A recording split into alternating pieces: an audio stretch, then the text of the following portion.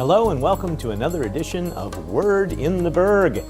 Today's topic, Harrisburg's second annual Ice and Fire Festival planned for this coming March 2nd, Saturday from 1 p.m. to 9 p.m. in downtown Harrisburg. Last year was our first ever Ice and Fire Festival, and we're back with a vengeance this year. All of the favorite activities from last year, including ice skating and live entertainment, but an awful lot of new things that we're going to talk about over the course of this show.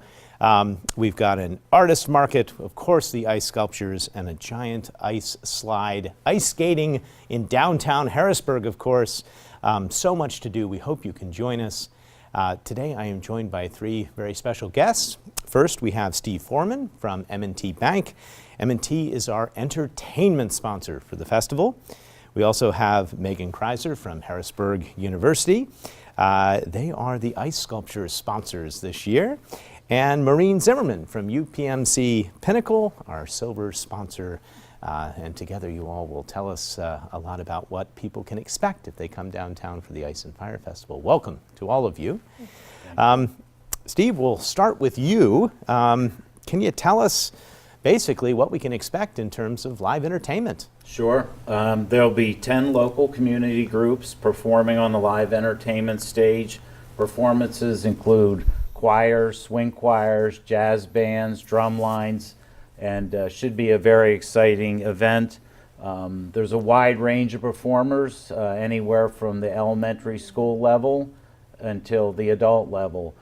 There's a number of groups and schools participating, and if I could just read them to you: Greenwood High School Swing Choir, Melrose Elementary School Choir, Halifax Middle School and High School Jazz Band, Susquehanna Township High School Choir, Harrisburg Elementary Concert Band, Foose Elementary School Choir, Cedar Crest High School Drumline Jazz Band and Percussion Ensemble, Keystone Capitol Chorus. So you can see there's a wide variety of schools, and many of the schools are here locally and well represented for this beautiful event. Yeah, from all around central Pennsylvania. I think it's great that we're going to have a whole variety of schools and community groups performing, and that'll of course take place over the course of the day. And then as we get into the evening, what can we expect? Sure, it's exciting. There'll be an element of fire that will come with live performers from the Circus School of Lancaster.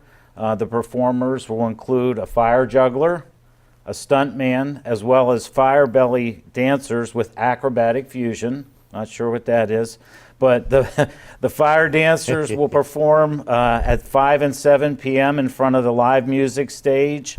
Following the fire dancers and community group performances, a headliner live band will take the stage at 7:30 p.m. So there's a lot going on. I'm excited to see the fire belly dancers. That should be quite exciting. Yes, it will be. Now that was a lot of information, but if people want a complete list of all the entertainers and when they'll be performing, they can go to our website, which is harrisburgpa.gov, and they can check it out there. And I do know what acrobatic fusion is because I got a chance to see it live and in person last year, and it's incredible. The Circus School of Lancaster is amazing. They're going to be juggling fire and performing all sorts of daring acts of bravery, and especially on a cold day, it'll be wonderful. And we'll all huddle together outside of the main stage, and hopefully drinking our hot chocolate from Anna Rose, or warming up in other ways. It should be a lot of fun. So I hope people will come out again, 5 o'clock, 7 o'clock, to see the acrobatic fusion and the fire jugglers, and then a main event concert later in the evening. So thanks to M&T for helping us put together such an amazing action-packed schedule of entertainment. Megan, so that's just the entertainment side of things. Let's talk about the ice, specifically the ice sculptures. It was so much fun last year getting to go from sculpture to sculpture and sort of checking out all the different things. What are we going to expect this year? So there's going to be dozens of ice sculptures lining up and down Market and 2nd Street. They'll all be illuminated, including 5 large life-size ones that'll be located in front of the City Government Center. Everyone who sponsored an ice sculpture gets to select what they want, and if you don't, the city will pick it for you. The large ice sculptures include a throne, a T-Rex dinosaur, an interactive snowman, Harrisburg University is going to have their storm logo out there, so it looks like a Yay. lightning bolt. And then there's going to be an ice castle with appearances by Elsa, Anna, and Kristoff from the Frozen. So a lot of fun for little kids. There will also be dozens of smaller ice sculptures up and down Market and 2nd Street, and those include a glass slipper, a mermaid, a unicorn, a strawberry, pineapple, snowflake, an antique car, a dog, a shamrock, just a wide variety of ice sculptures everywhere. That's going to be so much fun, and I remember seeing them carve some of the main ice sculptures last year, and it's an incredible feat to carve these sculptures. If you go to harrisburgpa.gov and you print out a map of where the ice sculptures are, you can sort of take your kids or go on a scavenger hunt to see all the various ice sculptures, which is a lot of fun. And of course, get your photos with the princesses from Frozen. That sounds amazing. Yeah. But Megan, that's not all, because this year we've got a new ice attraction. Yeah. What is that? So there's going to be a 33-foot ice slide carved out of large ice blocks. They'll be set up on Friday prior to the festival, but it's a huge slide that adults and children can go down, and you can grab the sled for free and have a fun time going down the slide. Also returning is the ice skating rink with free skate rentals. So you can come watch me fall a few times on the ice skating rink if you want. Oh, no, that's great. Did you get a chance to go ice skating last year? I did, and I fell. Really? Oh, I'm sorry to hear that. But it was fun. It's amazing that you can put down this portable ice skating rink in the middle of 2nd Street. That's awesome. So if people didn't get a chance to experience it last year, they should come. And we learned something last year. We tried to have inflatable slides, and it was very windy, and that didn't work out so well. So now we're making them out of huge blocks of ice. Sounds pretty permanent. Yeah. And young and old can come and try this slide, and everything's free, which is really wonderful. And so thanks to HU for helping be our sponsor. Of course. All right, so Maureen, you have the honors of telling us about another really exciting attraction that is going to make its debut this year. What is that?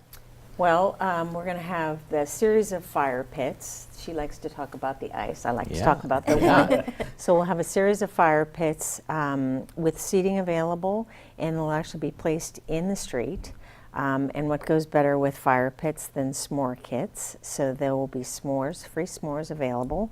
About 150 s'more kits will be distributed every hour while supplies last, and just the only limitation is one per attendee for the duration of the festival. So it should be a lot of fun. I think this is such a great idea, and I was out with our Parks and Rec crew yesterday, and I understand they're going to be repurposing some of the trees that were cut down in Riverfront Park to have seating, and it's going to have this sort of rustic outdoors. Great. Imagine we're in Alaska or somewhere else sitting around the fire and having s'mores. Good. And I'm pleased to report breaking news here that we will have vegan s'more options with vegan marshmallows confirmed by our programmers today. And but it should be so much fun. I don't know why we didn't think about s'mores last year, but they're back. So I know for myself that's one of my favorite things to do over an open fire on a sort of cool night. Good. Yep. And have s'mores. So so that's all taking place outdoors, and then but that's not all, so to speak. We're also doing some things indoors. What can you tell us about that? So we'll have the artist market that will be located in the City Government Center from 1 in the afternoon till 9 at night. And the market will feature about 20 arts and craft vendors, and that will be including jewelry and specialty homemade or specialty baked goods. There'll be some children's custom items. There'll be some pottery, some home decor, soaps, and so much more. So that'll be available in the market. Now, one of the things that I read about in preparation for this show that I'm very excited about is that there's also going to be an element of glass blowing occurring. What's that? So there'll be a glass blowing workshop that'll be fabulous. Right. They'll be having workshops every single hour, and you can pre-register by going to harrisburgpa.gov, or you can register at the event, but because space is so limited, it really is recommended, strongly encouraged, that you register in advance. What a great idea to be able to blow glass icicles. It sounds like Should be a lot of fun. a terrific addition to this year's festival. Also, I think we should note the Harrisburg Flea is going to be going on as well that Saturday. That's over in Strawberry Square. So there's just a Susquehanna Art Museum is going to bring its Van Gogh bus. Tremendous synergy of all sorts of different arts and crafts vendors and activities going on all in the downtown. This is making for an amazing day. Again, 1 p.m. to 9 p.m. Saturday, March 2nd. And now I get the honor of getting to talk about my favorite thing at the festival, which is all of the amazing food. Oh, there's food trucks galore at the Ice and Fire Festival. We've got Bucky's Festival Foods, Doughheads Waffles. Tried the Doughheads Waffles at the last festival. Have you? Megan's shaking her head. You tried them? They were really good. What kind of waffle did you have? Do you remember? I get chicken and gravy. Oh, so okay. Stuffed in a chive waffle. So good. That's really good. I think we had just the peanut butter and jelly waffle that was incredible. We've got the Firehouse Tap and Grill, Lucky Penny Burger Company, Pretzel Spot Cafe, Sherry's Crab Cake, Shorty's Funnel Cakes, Soul Burrito. Special plug for Soul Burrito because I love Soul Burrito. The Jamaican Sensation Burrito is my go-to burrito at these events. It's incredible.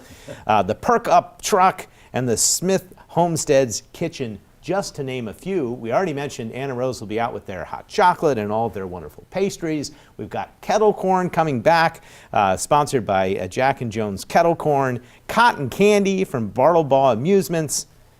So much good stuff to do. And much like you can get a map for the ice sculptures or an entertainment guide, you can also get a foodie guide to the Ice and Fire Festival on our website, and it might be helpful. There's so many choices. You might want to plan and pace yourself at this festival to determine what you're going to have over the course of the day. So that's going to be so much fun. Couple quick notes about parking. The greatest thing that the city offers with regard to parking is that every Saturday we offer 4 hours of free parking at any meter in the city of Harrisburg just by using the Park Mobile app. And when you try and park on a Saturday with your app, the coupon code comes right up on your phone, but it's LOVE-HBG, L-U-V-H-B-G, and you can park for 4 hours of this festival at absolutely no charge if you use your phone. If you'd prefer just to park it and leave it in the parking garage, we've got a $10 event parking special, which will be going at the Market Square Garage. And if you'd like to park for free, and that's fine with us too, you can park for free on City Island and just walk over our beautifully lit and festive pedestrian bridge and join us downtown. So parking couldn't be easier. There are going to be some road closures for the festival, nothing too surprising. People should know that on Friday night at 10 p.m. we will close 2nd Street. And then we'll be closing the cross streets and Front Street and 3rd Street at 9 a.m. Saturday morning. And then they'll all reopen by noon on Sunday. Should be minimal disruption, but that's how you get to have an ice rink in the middle of 2nd Street. You've got to close it down. Before I get to thanking some of our other sponsors, though, I wanted to take a minute and talk to each of you about your organization and why it's important to sponsor this festival and what new things are happening. We're fortunate because we have really 3 of the pillars of downtown right here with us. So let's start with M&T, the wonderful building which overlooks our plaza. Why is it important for M&T to sponsor this festival? So M&T, although we're a big bank, we're a community bank. We make a lot of local decisions. We are very focused on our community reinvestment, and we're committed to Harrisburg community. We have a lot of people that work here. There's a lot of charitable events that we sponsor, and at M&T, being part of the community is really what we're all about. You really have to be part of the community if you want to be a community bank, and very proud of our people and how much they're involved and engaged in the community. I don't want to go through a list of all the things we support, but very proud of our people. Well, thank you so much for supporting the festival and supporting the city and all that you do. One of my stories I'd like to tell is that in the dark days of Harrisburg's financial crisis, right after I took office, we couldn't find many banks that were willing to lend the city a dime. And we wanted to do an LED streetlight conversion for all of our streetlights. It was going to be a multi-million-dollar project. It was a big deal. And M&T stepped up and offered us our first loan back, and that was basically the road to recovery over the past 5 or 6 years for the city. So thank you for that. Thank you for all that you do, and we're thrilled that you're a part of our downtown. And Megan, oh my, Harrisburg University is probably the most amazing success story of the past 4 or 5 years. You've gone from, I think, 6 graduate students when I took office to over 6,000 graduate students now, just in that short period of time. Tell us what's important to Harrisburg University about helping sponsor this Ice and Fire Festival. So for us, it's really important that we maintain our partnership with the city. We wouldn't be here doing everything that we do without the support of every department from the city. So for us, it's just a great partnership to continue. And if we support you guys, then our events are also successful. We really like to see Harrisburg grow, and we want to bring more people to Harrisburg. So a lot of the events I plan is to bring people to Harrisburg. We want to support back to the city for all of their events. It's really fun working on all of these. With everyone involved in downtown. So it's just important for Harrisburg University to see that Harrisburg flourishes and is this great city that people want to come to and spend their time in. And we're all very excited about the new building plan for the downtown and the nursing school, and that's potentially a good segue into UPMC Pinnacle, because you have also been growing by leaps and bounds, and the potential connection there between Harrisburg University and what they're planning to train. But a story I'll tell about UPMC Pinnacle, which was just Pinnacle at the time, was that also when I took office in the beginning months, one of the first things that happened was the Pinnacle Health System came over and said, listen, we know the city has had some tough financial times. We want to be a partner, and we want to increase our pilot payment, which is a payment in lieu of taxes, which has contributed to the city significantly.